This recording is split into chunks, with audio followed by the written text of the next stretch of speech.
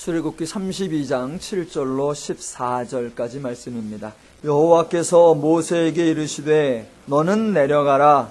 내가 애굽 땅에서 인도하여 낸 내 백성이 부패하였도다.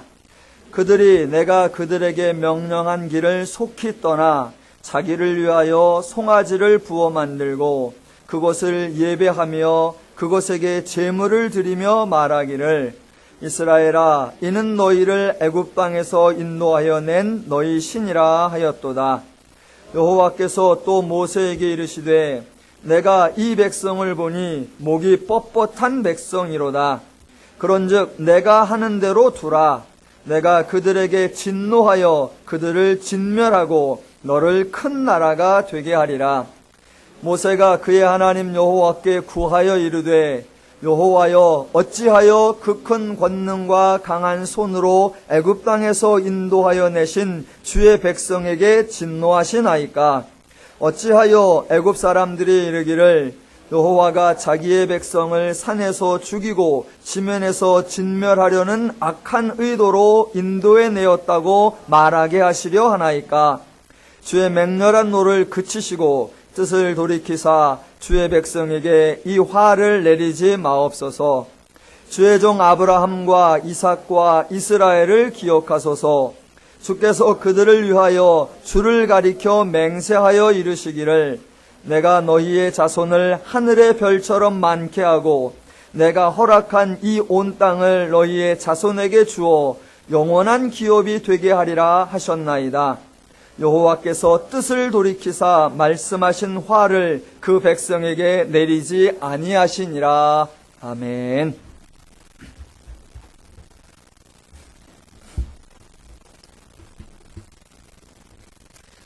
부모가 자녀를 다른 집 자녀와 비교할 때 대표적으로 등장하는 사람이 바로 엄친아, 즉 엄마, 친구, 아들입니다. 잘나고 똑똑하고 예의 바르고 공부 잘하고 실존 인물인지 아닌지는 모르지만 여하튼 가장 완벽한 아들로서 모든 자녀들의 공공의 적입니다. 자녀의 입장에서는 엄친아가 공공의 적이고 남편의 입장에서는 아친남, 즉 아내, 친구, 남편이 공공의 적입니다. 자녀 교육에서 가장 하지 말아야 할 것 중에 하나가 비교라고 말들을 합니다. 그게 어디 자녀 교육뿐이겠습니까? 남편 교육에서도 가장 기분 나쁜 것은 비교일 것입니다. 그런데 과연 비교라는 것이 나쁜 것일까요? 다른 사람과 비교하지 말고 다른 사람과 다른 점을 강조하여 주라고 말을 하지만 다른 사람과 다른 점을 밝히는 것도 비교의 한 모습입니다. 비교라는 것은 교육 방법 중에 가장 효과가 크고 효과가 빠른 것입니다. 내가 말하고자 하는 요점을 가장 극명하게 드러낼 수 있고 내 진의를 가장 바르게 설명할 수 있는 좋은 방법이 바로 비교입니다. 문제는 비교라는 방법이 나쁜 것이 아니고 비교라는 방법을 사용한다는 것이 나쁜 것이 아니라 죄인된 인간이 비교라는 교육 방법을 좋게 사용할 줄 모른다는 것, 그것이 문제입니다. 비교를 잘 쓰면 매우 유익한 것이지만 비교를 잘못 쓰면 해로운 것이 됩니다. 아들과 친구를 비교하는 경우 아들을 다른 사람과 절대로 비교하면 안 된다고 말할 것이 아니라 비교 자체를 잘해야 하는 것입니다. 만약 아들과 아들 친구를 비교한다면 그 비교의 결과 아들이 기분이 좋아지게 만들어야 합니까? 기분이 나빠지게 만들어야 합니까? 당연히 기분이 좋아지게 만들면 그것은 비교를 잘 활용한 것입니다. 예를 들어서 아들을 다른 집 아들과 비교할 때 아들아, 그 엄친아는 말이야 되게 애가 괜찮더라, 다 좋더라. 그런데 애가 참 과묵하더라. 그 애에 비해 나는 네가 말을 너무 재미있게 할 수 있어서 너하고 말하는 재미가 있어서 참 좋아. 우리 아들 나이스. 분명히 비교를 했는데 아이를 실망시키지 않고 좌절시키지 않고 절망시키지 않게 사용한 것입니다. 누림교회도 마찬가지입니다. 비교점을 잘 찾아서 잘 비교해야 합니다. 누림교회 오니까 이게 도대체 신앙생활을 하는 것 같지가 않아. 봉사도 없고 일도 없고 그냥 왔다 갔다 하는 것 같아서 좀 아쉬워. 이렇게 말씀하시면 안 됩니다. 누림교회 오니까 사람이 좀 세밀해지는 것 같아. 예전에는 말이야, 내용은 모른 채 그저 내가 활동하고 움직이고 봉사하고 일하는 것만 생각했는데, 누림교회 와서 설교 듣고 성경 공부를 들으니까 무조건 일하는 것이 중요한 것이 아니라 바르게 아는 것이 중요하더구만. 예전에는 말이야, 설교는 간단히, 예배는 빨리 드리고 일할 생각이 늘 앞섰는데, 지금은 설교 한마디 한마디에 집중하게 돼서 아주 좋아. 네, 감사합니다. 가슴이 철렁했네. 만약 비교 자체가 비교육적 방법이라면 하나님의 교육 방법도 아주 비교육적이라고 해야 할 것입니다. 왜냐하면 하나님은 성경에서 계속하여 비교의 방법을 사용하고 계시기 때문입니다. 하나님은 이스라엘을 교육하기 위하여, 더 나아가 죄인들을 교육하기 위하여 계속하여 반복적으로 끊임없이 강조하여 비교를 활용하십니다. 하나님은 출애굽하는 과정에서 계속하여 비교를 사용하셨습니다. 하나님 자신과 애굽의 우상 신들을 비교하셨습니다. 그래서 하나님만이 참 하나님이라는 것을 극명하게 드러내셨습니다. 하나님은 애굽의 종교관과 하나님의 종교관을 비교하셨습니다. 그래서 하나님의 종교이어야 인간이 자유와 평안을 누릴 수 있다는 것을 명백하게 밝히셨습니다. 하나님은 애굽의 술사들과 하나님의 사람을 비교하셨습니다. 그래서 하나님은 사람 중에 능력자를 골라 쓰시는 것이 아니라 연약하고 미련한 자를 하나님이 능력자로 변화시켜 주시는 분인 것을 알리셨습니다. 하나님은 애굽의 신들의 능력과 하나님의 능력을 비교하셨습니다. 그래서 하나님이 모든 영역과 모든 지역과 모든 시대를 주관하고 섭리하신다는 것을 온 천하에 알리셨습니다.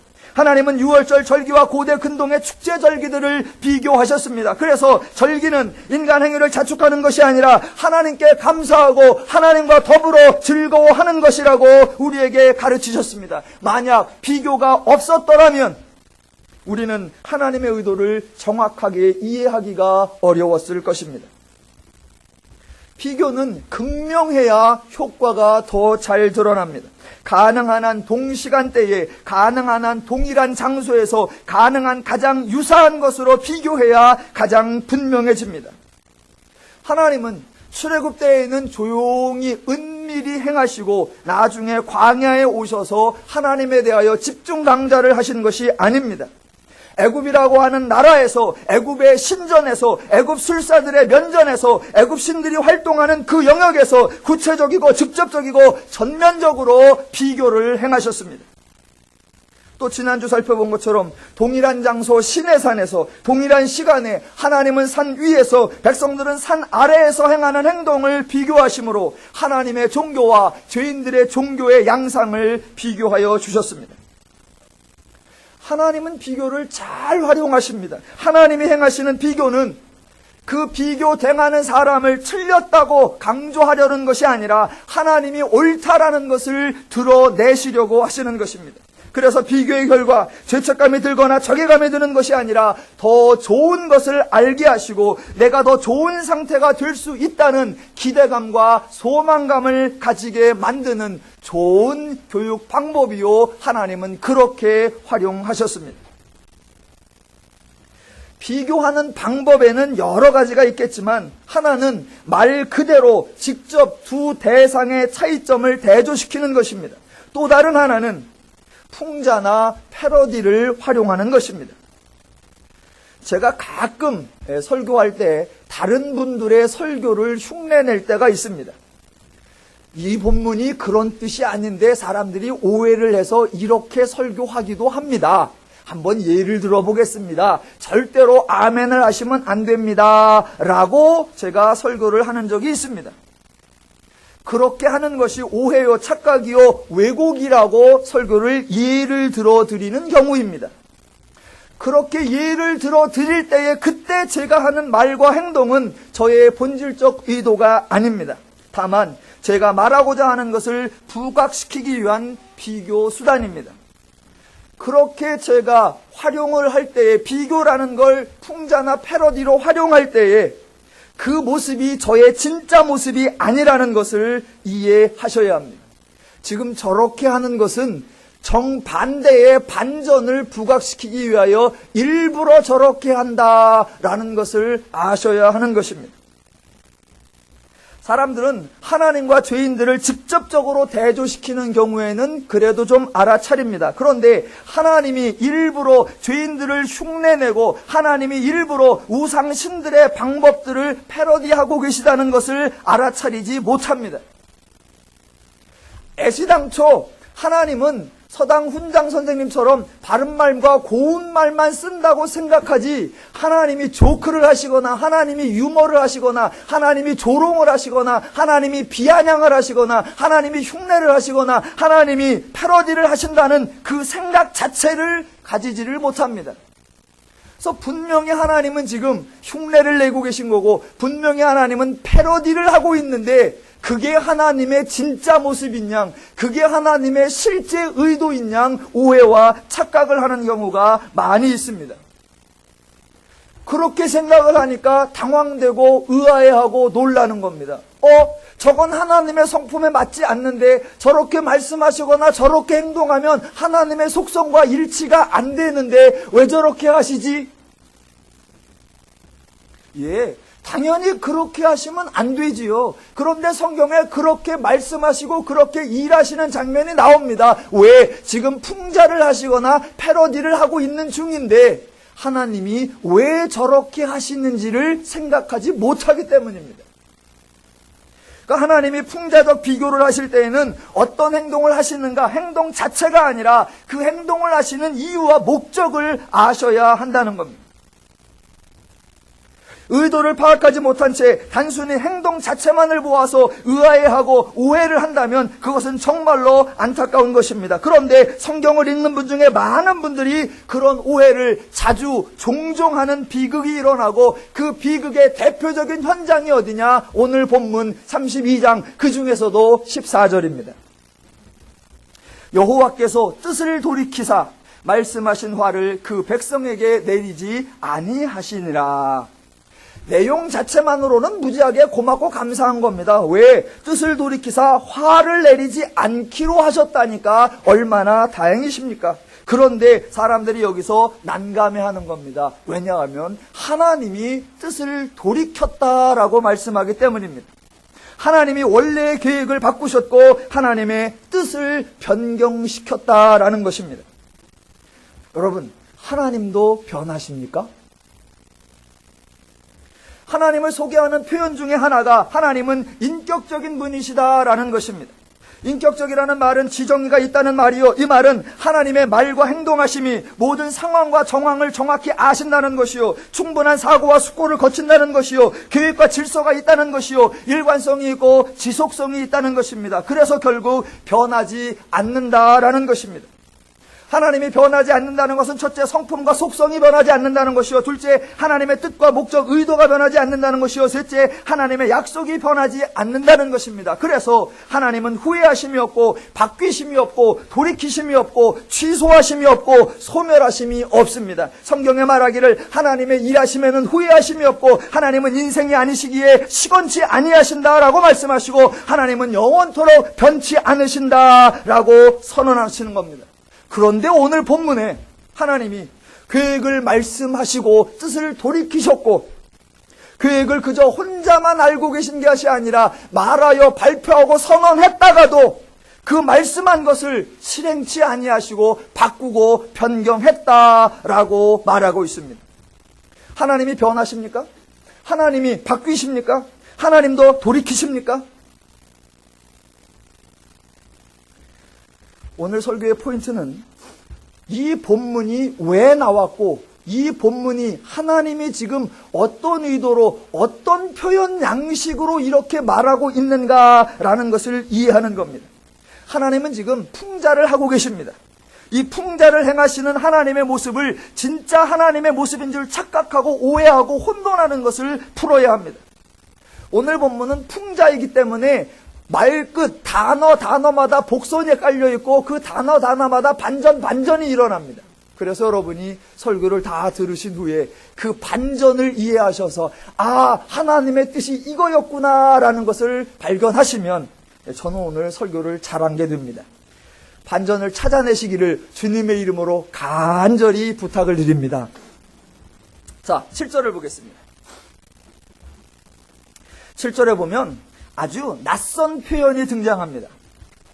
여호와께서 모세에게 이르시되 너는 내려가라. 네가 애굽 땅에서 인도하여 낸 네 백성이 부패하였도다. 이스라엘을 하나님의 백성이다라고 말하지 않고 내 백성이다라고 말을 하고 계십니다. 그동안 하나님이 해오시던 말씀과 전적으로 상반된 표현입니다. 그동안 하나님이 뭐라고 말씀하셨는가? 출애굽하는 날 유월절 절기를 정하시면서 말씀하시기를 12장 17절에 너희는 무교절을 지키라. 이 날에 내가 너희 군대를 애굽 땅에서 인도하여 내었음이라 라고 말씀하셨고, 27절에 자녀들에게 교육하는 내용을 정해주실 때에도 너희는 이르기를 이는 여호와의 유월절 제사라. 여호와께서 애굽 사람에게 재앙을 내리실 때에 애굽에 있는 이스라엘 자손의 집을 넘으사 우리의 집을 구원하셨느니라 라고 말씀하셨고, 홍해를 건너는 사건에서도 14장 30절 그날에 여호와께서 이같이 이스라엘을 애굽 사람의 손에서 구원하시매 라고 말씀하셨고, 시내산에서 율법을 주실 때에도 20장 2절 나는 너를 애굽 땅 종되었던 집에서 인도하여 낸 내 하나님 여호와니라 라고 말씀하셨고, 또 성막을 주실 때에도 29장 46절 그들은 내가 그들의 하나님 여호와로서 그들 중에 거하려고 그들을 애굽 땅에서 인도하여 낸 줄을 알리라. 나는 그들의 하나님 여호와니라 라고 분명히 반복적으로 말씀해 오셨습니다. 모세도 말하기를 18장 8절에서 모세가 여호와께서 이스라엘을 위하여 바로와 애굽 사람에게 행하신 모든 일과 그들이 당한 모든 고난과 여호와께서 그들을 구원하신 일을 다 장인에게 말하매, 모세도 출애굽은 자신이 한 일이 아니라 하나님이 하셨다고 말했습니다. 행여나 이스라엘이 자신들의 힘과 능으로 애굽에서 나왔다고 말할까봐 하나님은 무교병으로 쓴나물로 징표를 삼기까지 하셨습니다. 그랬던 하나님이 지금 이 본문에서 느닷없이 얼토당토하지 않게 엉뚱한 말씀을 하시는 겁니다. 모세가 이스라엘 건져낸 것이 아니라는 거 하나님이 알고 모세가 알고 백성이 알고 바로가 알고 온 애굽이 알고 있는 것인데 하나님은 왜 이렇게 말씀을 하실까? 하나님의 의도를 이해하셔야 합니다. 하나님은 지금 일부러 이렇게 말씀하시는 겁니다. 하나님이 시내산 위에서 모세에게 율법을 주실 때 백성들은 산 아래에서 금송아지 신상을 만들고 우상적 종교 행위를 하고 있었습니다. 지금 이러한 행동을 하고 있는 이스라엘 백성들의 모습은 하나님이 의도하고 계획했던 모습이 아니다라고 하나님이 우회적으로 지적하는 것입니다.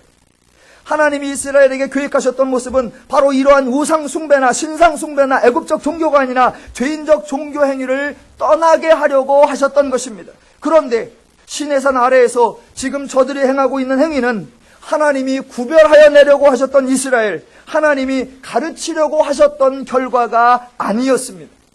그래서 지금 저들의 모습, 지금 저들의 행동을 하나님이 비꼬아서 말씀을 하시는 겁니다. 저들의 행위를 조롱하시면서 말씀하시는 겁니다. 앞뒤를 싹 빼버리고 하나님이 모세에게 직설적으로 말하면 이렇게 하고 계시는 겁니다. 모세야, 봤냐? 저건 네 백성이요. 그렇게 말씀을 하시고, 그러시면서 저들의 모습을 지적하시는 내용이 바로 내 백성이 부패하였도다입니다.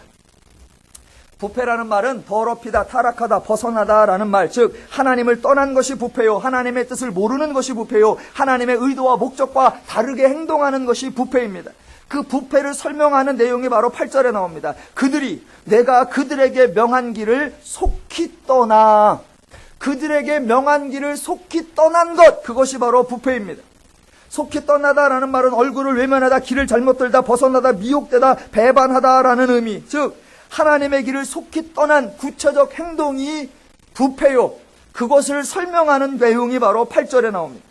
그들이 내가 그들에게 명령한 길을 속히 떠나 자기를 위하여 송아지를 부어 만들고 그것을 예배하며 그것에게 제물을 드리며 말하기를 이스라엘아, 이는 너희를 애굽 땅에서 인도하여 낸 너희 신이라 하였도다. 이게 바로 부패한 행동입니다.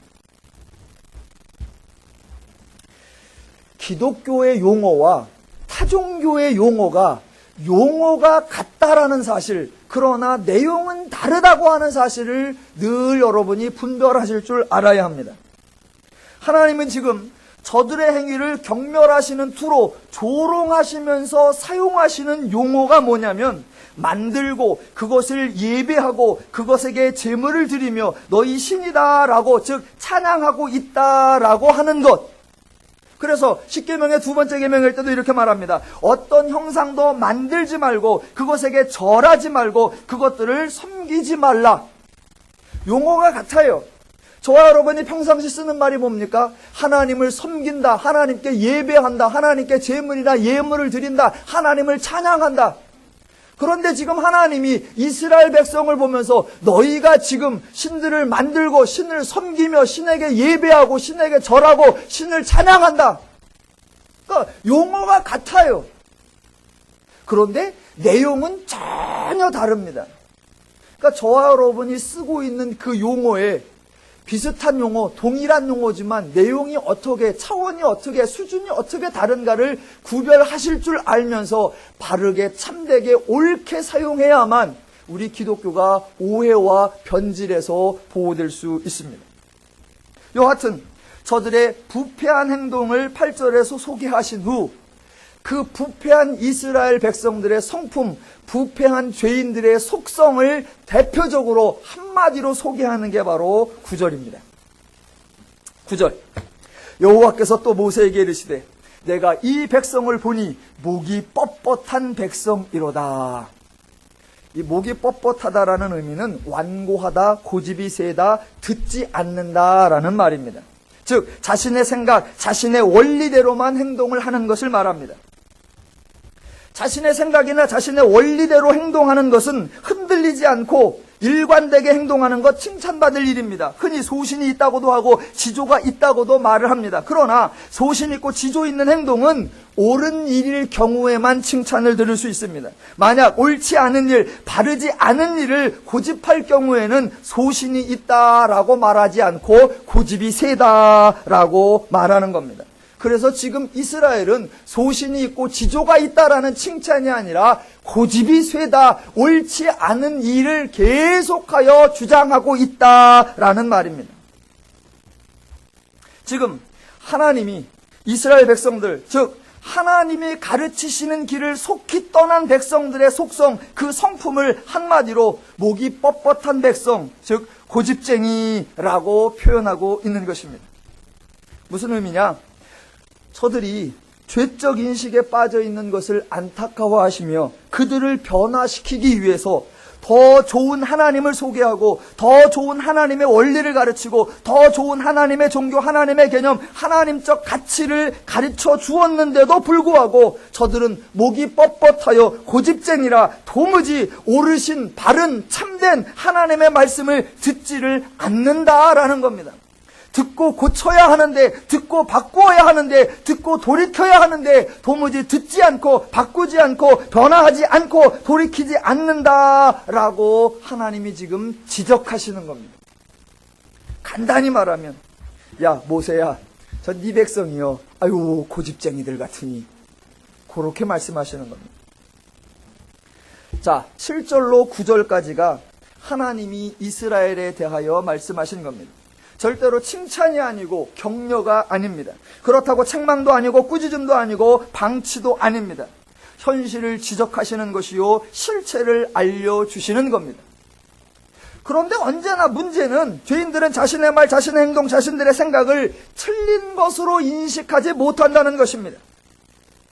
이스라엘이 부패한 것이요, 하나님의 길을 떠난 것이요, 하나님의 의도에 미치지 못한 것임을 이스라엘 자체는 알지 못하고 있단 말입니다. 저들이 그것을 알지 못하고 있으면 하나님이 무엇을 하셔야 합니까? 하나님이 그들에게 알게 하셔야 합니다. 그래서 하나님이 알게 하시기로 교육을 하십니다. 그 교육 중에 하나가 바로 비교인데, 오늘 본문에 등장하는 비교는 직설적 비교가 아니라 풍자와 패러디를 해서 역설과 역설을 통해 반전을 통해서 가르치는 교육이라는 겁니다. 시작과 과정은 똑같은데 결국에는 정반대의 결과가 나타나는 것, 그래서 반전을 찾아내면 성공이고 반전을 찾아내지 못하면 오해와 착각과 혼돈이 일어나는 그런 비교를 하나님이 하고 계십니다. 그 장면이 이제 10절부터 14절까지에 나오는 겁니다. 하나님이 10절부터 14절까지를 왜 이렇게 행동하시느냐? 일부러. 그러면 10절부터 14절까지에 나오는 하나님의 모습이 실제 모습이고 실제 행동이냐? 아니요. 풍자와 역설. 그럼 하나님은 지금 쇼를 하고 계시느냐? 아니요. 겉은 풍자와 흉내내기와 모방과 패러디를 하고 있지만 그 속에는 하나님의 진실, 참된 의도가 담겨 있는 것입니다. 본문에서 이스라엘의 속성, 죄인들의 행동을 나타내는 대표적 단어가 두 개, 동일한 의미의 부패하였도다, 목이 뻣뻣하다라는 것이었습니다. 그래서 하나님은 이제 저들이 얼마나 부패하였고 저들이 얼마나 목이 뻣뻣한가를 실제적으로 보여주고 그것을 고치라고 설명하기 위해서 하나님 스스로가 부패한 자처럼, 하나님 스스로가 목이 뻣뻣한 자처럼 행동을 하십니다.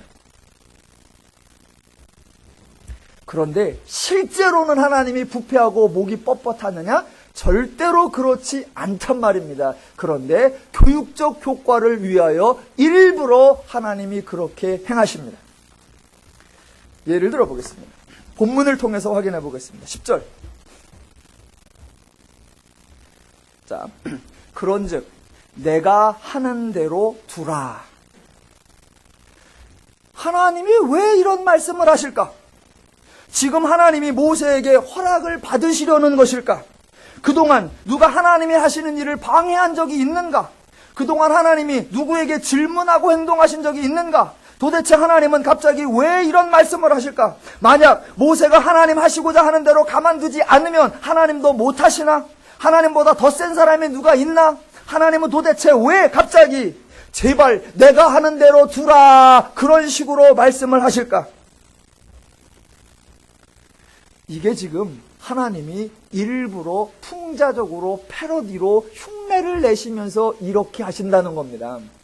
자, 눈치를 채셨어야 되는데, 자, 내가 하는 대로 두라 라는 말은 다른 말로 하면 나는 내가 하고 싶은 대로 한다. 다른 말로 나 하는 일에 간섭하지 말라. 또 다른 말로 네가 뭐라고 말을 하든지 나는 듣지 않겠다. 또 다른 말로 나는 고집불통이다. 또 다른 말로 나는 목이 뻣뻣하다 라고 하시는 겁니다. 지금 조금 전에 하나님이 누구에게 말씀하신 말이냐면 바로 이스라엘을 지적할 때 하신 말씀. 9절에서 내가 이 백성을 보니 목이 뻣뻣한 백성이로다 라는 것, 다른 말로 너희는 도무지 내 말을 듣지 않고 너희 하고 싶은 대로만 한다. 그래서 그들을 하나님이 흉내내시는 겁니다. 너희가 목이 뻣뻣하냐? 좋다. 나도 목이 뻣뻣하다. 나도 나 하고 싶은 대로 한다. 나 하는 대로 둬. 학교 갔다 자녀 이제 엄마가 있는데 자녀가 학교 갔다 오면 엄마의 평생의 소원은 그거잖아요. 애가 학교 갔다 오자마자 숙제하고 노는 거. 근데 애가 평생 못 고치는 게 놀고 난 다음에 숙제하겠다는 거. 그래서 결국은 숙제 안 해가서 의도 터지는 거. 그게 이제 엄친아와 안 엄친아의 비교죠, 이제. 그러니까 엄마가 또 그러는 겁니다. 애가 오자마자. 예, 숙제부터 해라. 그리고 놀아라. 내가 저녁 차려줄게. 그럼 애는 싫어요. 나 놀고 숙제할래요. 너 그러다가 안 해간 게 하루 이틀이 아니다. 제발 부탁이다. 숙제부터 하고 놀아라. 애가 또 말을 안 듣죠. 그러면 갑자기 엄마가 심통을 부리는 겁니다. 엄마도 갑자기 딴지를 거는 겁니다. 너 네 하고 싶은 대로 한다고? 좋아. 그럼 나도 나 하고 싶은 대로 한다. 나도 저녁 안 해. 나도 밥 안 해. 나도 나 하고 싶은 대로 한 두어선 푹 자고 새벽 2시에 일어나서 밥할란다. 엄마는 원래 그런 분이 아니에요. 그런 속성도 아니고 그런 행동도 아니고 그런 원리도 아니고 그런 마음도 아니에요. 그런데 지금 자식이 그 엄마 말을 안 듣고 어긋장을 놓으면서 심통을 부리면서 괜히 고집을 피면서 목이 뻣뻣한 채로 나 하고 싶은 대로 할래요 라고 하니까 엄마가 한번 뽐때를 보여주는 거예요. 좋다. 나도 나 하고 싶은 대로 한다. 그게 지금 10절입니다. 내가 하는 대로 두라라고 해요. 모세와 하나님의 대화를 싹 빼고 직설적으로 하면, 야 모세야, 저거 네 백성이다. 아유 고집쟁이 같으니라고. 니들이 하는 대로 좋아, 나도 한번 해보자. 야 그러시는 겁니다. 자, 내가 하는 대로 두라라는 말씀은 진심이 아니라 하나님이 일부러 어긋장을 놓으시는 말씀입니다. 그러니 그렇게 내가 하는 대로 두라라고 말씀하신 후에 실제로 하나님이 하시겠다고 하는 일이 하나님의 성품과 속성에 맞을까요? 안 맞을까요? 안 맞는 일. 그동안 하나님이 해오시던 일과 일관성이 있는 일일까요? 엉뚱한 일일까요? 엉뚱한 일. 그동안 하나님이 그토록 다짐하고 약속과 맹세하신 일들과 일맥상동 할까요? 안 할까요? 안 하는 일. 그 얼토당토 않은 말, 전혀 하나님의 속성과 성품과 의도와 계획과 약속과 맞지 않으신 그 일을 하겠다고 하나님이 강짜를 놓으시는 겁니다. 그 일이 뭐냐면 10절 후반부, 내가 그들에게 진노하여 그들을 진멸하고 너로 큰 나라가 되게 하리라, 이 말입니다. 그러니까 이 말씀은 하나님의 새로운 계획이 아니라 하나님이 백성들을 조롱하시는 말, 하나님의 백성들을 약올리시는 말입니다. 아니, 하나님이 하실 일이 겨우 사람 교체하는 겁니까? 모세를 통해서 새로 큰 나라를 만들면 그놈들은 뭐 다를 것으로 기대를 하시는 겁니까? 아니, 이제서 하나님이 그동안 사람 잘못 보았다고 반성하시고 뉘우치시는 겁니까? 아니요. 실제 그럴 의도가 하나도 없습니다. 그런데 일부러 그러시는 겁니다. 네가 내 말 안 듣고 삐뚤어진다고? 그랬더니 엄마 말, 나도 삐뚤어질 거야. 지금 하나님도 일부러 그렇게 행하시는 겁니다. 왜? 이스라엘의 실체를 인식하게 만들고 이스라엘에게 하나님의 의도와 목적을 깨닫도록 하기 위하여 풍자라고 하는, 패러디라고 하는 비교 교육 방법을 쓰고 계시는 겁니다. 자, 만약 하나님이 정색을 하시고 진정으로 말씀을 하신다면 모세도 정색을 하고 진정으로 반응을 해야 합니다. 그런데 하나님이 풍자를 하시면 모세도 풍자를 해야만 대화가 이어집니다. 한쪽에서는 풍자를 하는데 상대방이 정색을 하면 대화가 이루어지지 않고 분위기가 깨집니다. 제가 만약 설교 중에 풍자, 패러디, 그럼 여러분이 그렇게 웃으셔야 이게 정상입니다. 제가 패러디, 손은 누가 키우는데 이랬더니 아이고 저 목사가 천박하기는, 설교 중에 개콘 흉내나 내고 아유 몰상식하기는, 하나님 말씀을 저렇게 경망스럽게 만들고 저게 목사야? 라고 생각을 하시면 그거는 분위기가 안 맞는 겁니다. 아, 저 사람이 지금 전달하고자 하는 것을 잘 전달하기 위하여 저런 방법을 쓰고 있구나라고, 웃길 때는 웃어주셔야 되고 울릴 때는 울어주셔야 이게 주고받는 게 맞는 거란 말입니다. 자, 하나님이 목이 뻣뻣한 이스라엘 백성들을 흉내내고 계십니다. 그래서 하나님의 본래 의도와는 다른 엉뚱한 말씀을 하고 계십니다. 그러니까 모세도 하나님이 하신 말씀을 그대로 또 흉내내고 하나님이 하신 말씀을 또 패러디합니다. 그게 바로 11절입니다. 여호와여, 어찌하여 그 큰 권능과 강한 손으로 애굽 땅에서 인도하여 내신 주의 백성에게 진노하시나이까? 뭐가 대조되냐면 아까 7절에서 하나님은 이스라엘 백성에게 대하여 모세에게 네 백성이다 라고 말씀하셨단 말입니다. 그러니까 모세는 하나님 내 백성이 아니라 주의 백성입니다 라고 대답을 하는 거예요. 대신에 하나님이 말씀하신 것보다 한술 더 뜨는 겁니다. 하나님은 모세에게 말씀하시기를 네가 애굽 땅에서 인도하여 낸 내 백성이다 라고 말씀하셨는데, 모세는 한술 더 떠서 하나님이 빼도 박도 못하게 옴싹달싹 못하게 하는 겁니다. 그 큰 권능과 강한 손으로 애굽 땅에서 인도하여 낸 주의 백성입니다 라고요.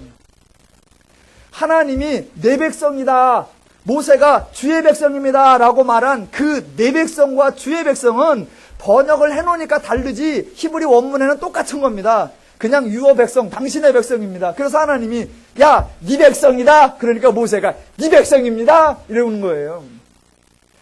지금 패러디를 패러디로 받아서 역설을 역설로, 풍자를 풍자로 가는 겁니다. 자, 모세와 하나님과의 대화를 간략하게 보면, 야 모세야, 네 백성이다.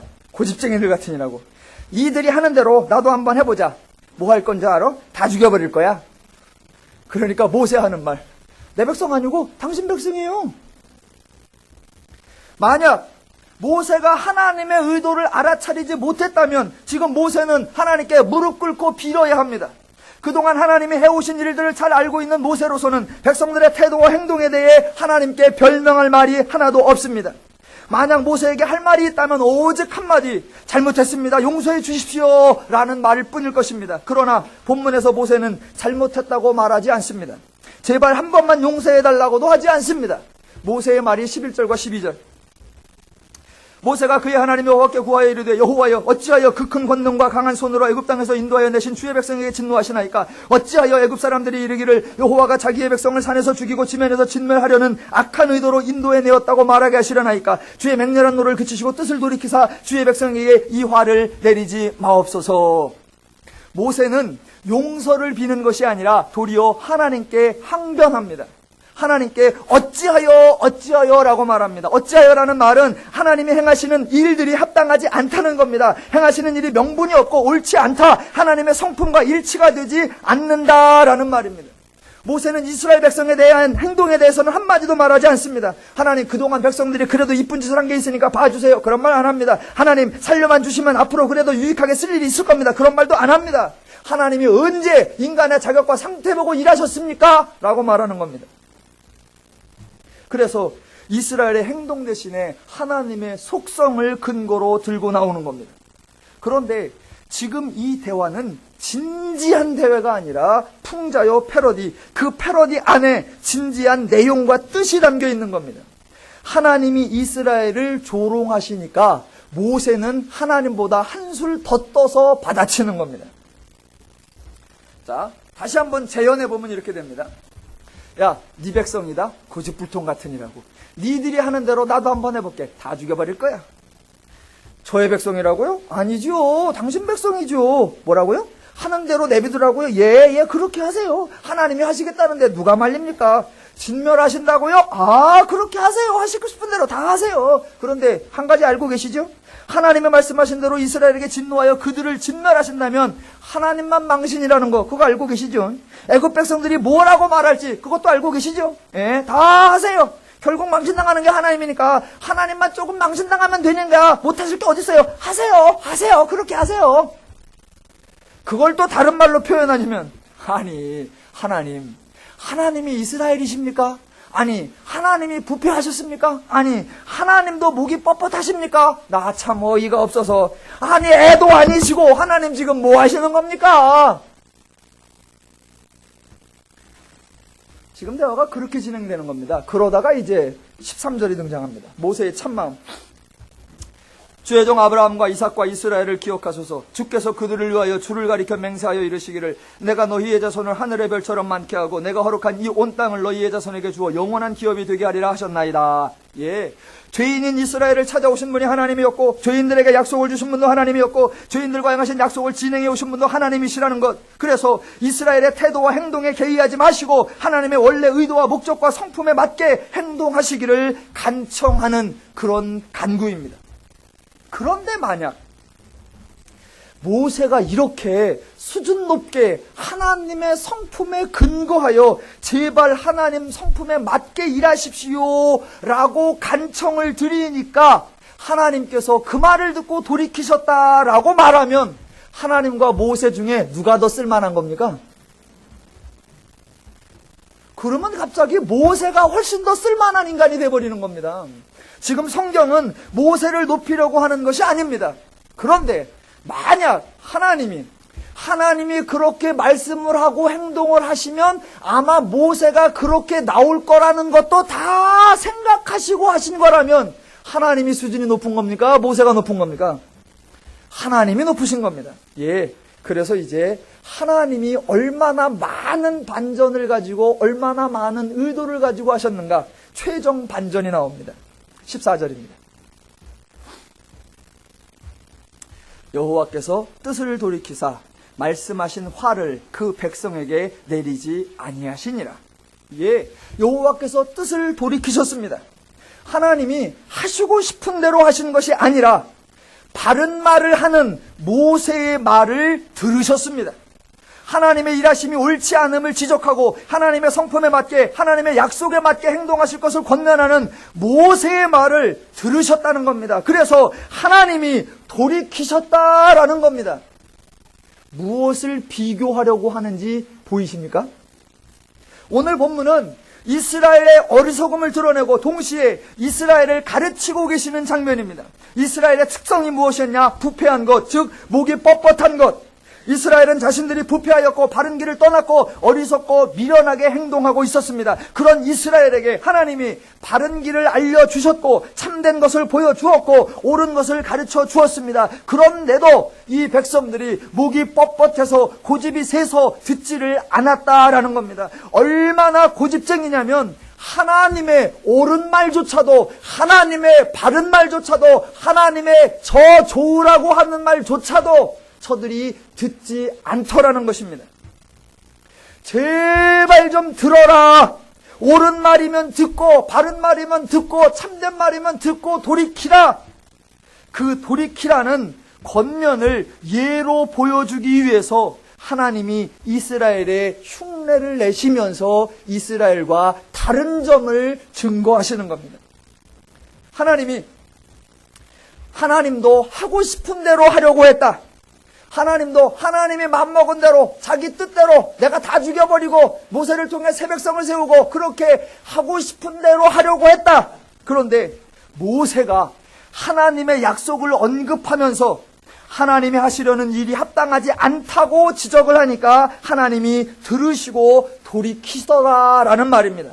하나님이 명색이 천하 만물을 주관하시는 그 하나님도 모세의 말, 부패한 백성의 말, 완고한 인간의 말조차도 들으시더라. 그 하나님도 하나님의 옳지 않다고 지적하고 바르고 참된 말을 하니까 그 하나님도 들으시고 그 하나님도 고치시고 그 하나님도 돌이키시더라. 제발 부탁한다. 하나님은 나도 옳은 말을 듣고 명색이 하나님인 나도 뜻을 돌이킨다. 그러니 제발 너희도 내 말 좀 들어라. 그러니 제발 너희도 내 말 좀 듣고 돌이키기도 좀 해라.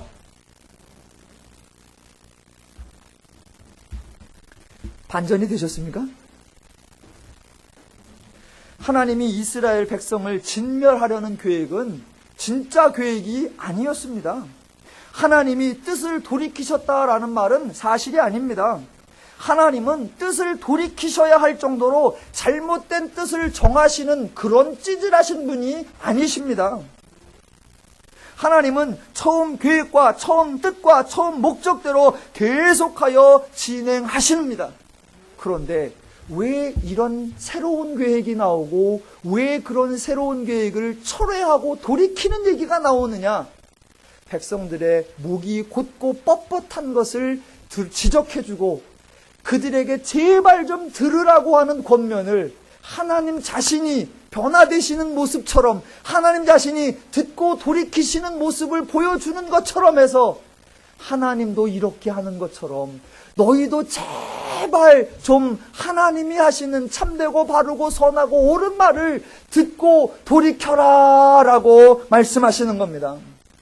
그러니까 이렇게 14절이 끝나고 그 다음에 나오는 이야기가 그렇게 말씀하셨는데도 불구하고 또 말을 듣지 않는 이스라엘 백성들을 징계하셨더라 이런 얘기가 나올까요? 아니면 저들이 아무리 배반하고 아무리 부패하고 아무리 목이 뻣뻣해도 하나님은 계속하여 사랑하시며 하나님은 계속하여 동행하시며 하나님은 기어코 약속을 지키시며 하나님은 기어코 역사를 이루고 내시고야 말더라. 그게 나오겠습니까? 전자다 후자다? 후자가 나오는 겁니다. 이제 후자가. 그게 이제 34장부터 나오는 거예요. 34장에 신의 산에서 하나님이 다시 언약을 맺어주십니다. 대표적으로 34장 6절 여호와께서 그의 앞으로 지나시면서 선포하시되 여호와라 여호와라 자비롭고 은혜롭고 노하기를 더디하고 인자와 진실이 많은 하나님이라 인자를 천대까지 베풀며 악과 과실과 죄를 용서하리라. 이래야 하나님이 원래대로 맞잖아요. 그러니까 모세도 9절에 또 이렇게 나옵니다. 이르되 주여 내가 주께 은총을 입었거든 주는 우리와 동행하옵소서. 이는 목이 뻣뻣한 백성입니다. 우리의 악과 죄를 사하시고 우리를 주의 기업으로 삼으소서. 성경이 재미있으신 분 아멘. 얼마나 재밌어요. 얼마나 재밌어. 얼마나 재밌어. 하나님이 왜 이렇게 말씀하셨는가를 싹 빼버리니까 하나님도 저들을 싹 진멸하시려고 했다가 또 하나님도 피치 못할 사정이 있으시면 어떡하시겠어? 돌이키셔야지. 하나님도 뭐 실수도 가끔 하시고 후회도 가끔 하시고 변하기도 하셔야지. 그러니 또 성경에 하나님은 안 변하신다 그랬는데 분명히 또 다른 구절에 하나님의 뜻을 돌이켰다고 나오니 하나님은 과연 전능하셔? 이랬다 저랬다 능수능란하게 하셔? 아니요. 그러면 이제 34장부터는 그 하나님의 인간의 상태와 무관하게 신실하게 하나님의 성품에 맞게 일하시는 장면이 나오는데 느닷없이 다음 주에 살펴볼 15절부터 35절까지에는 이스라엘 백성들이 하나님의 징계를 받아서 3,000명이 죽어나가는 사건이 나옵니다. 이건 또 왜 이럴까? 다음 주 안 오실 수 없겠죠?